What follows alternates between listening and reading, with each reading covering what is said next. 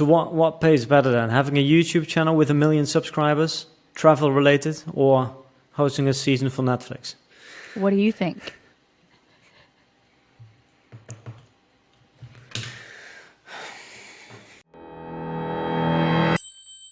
I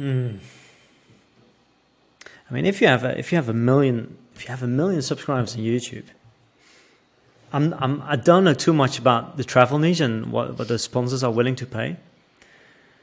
But I guess hosting your own Netflix show is more. It sounds more fancy. It sounds like you would earn more with that, but I'm not sure because those guys also know that if you become that host, you're going to get access to. I don't know. People want to interview you. They want to talk to you. They're just going to give you access to the next thing, right? So they would be in a good position to negotiate as well.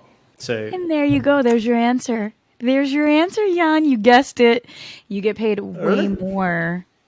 At least I did. Yeah, I got paid way more on the internet than hosting the show. That's but the value is not in the paycheck when you're hosting a Netflix show. The value is in the experience and in the resume line item, for lack of a better explanation. It's in, like, when I think about that experience, I didn't do it for the money. I did it for the experience of actually hosting a show and hosting 2 seasons of a show and having new co-hosts and seeing what that would feel like. I did that for all of it. I did it for working with a bigger team, because the other downside of working on your own as a YouTuber or whatever content creator, you're a one-stop shop. You don't have these genius people to collaborate and to think of cooler ideas. And that was one thing that I was really craving. That I'm like, damn, I want to work with people who are fundamentally better at their jobs than I am, because that's the only way I'm going to really learn. And I did. So when it comes to the paycheck, I didn't look at it for the number. And that was after several negotiations, right? Like, the contracts that you first get are never the contracts you sign. And we got them to better places. But overall, on the internet, you don't have a limit of what you can make. And that's why it's always been very lucrative. You can technically learn how to monetize all of your platforms. So it wasn't just 1 million subscribers on YouTube that we were monetizing. We were monetizing our Instagram that had 100 and whatever thousand. We were monetizing our Twitter that had, I don't even know how many thousand, and we had Facebook groups, and then you build brands. Like, being on the internet, you could build a world with no limits. When you're hosting a show, you're essentially an employee. You get a paycheck and that's it. If you do an exceptional job, one episode, it doesn't change how much you get paid. But if you do an exceptional job on a YouTube video, it could go viral and that could change your payment structure, right? Like, that's just going to attract more attractive deals. How did hosting the Netflix show make you a better creator? I learned a lot about hosting. I learned a lot about cameras.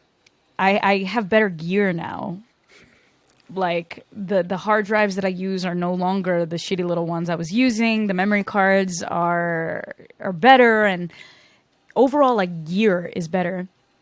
And then you start having these friends. Like, I have good friends who work in production and they're doing amazing things all over the world that have just become creative connections that I could send a message to, like, hey, do you think this format works? Or, like, what do you see for this? And that adds value, and all of the things, right? Like, having that community of creatives is very valuable.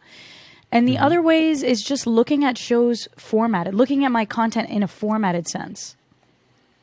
TV shows are very formatted, and it's because there's a budget and there's a schedule, and there are people that work in unions, and they need to start and stop at a certain time. YouTubers and content creators do not think like that, because there is no union. It's just us. And so when you start looking at content in this sense of, like, how do I format this? How do I make the videos I'm making repeatable, right? Like, how do I train the audience to think in the format that I am setting the tone for now, so that I can just repeat this format and attract the audience that loves that? And I did not look at content like that before.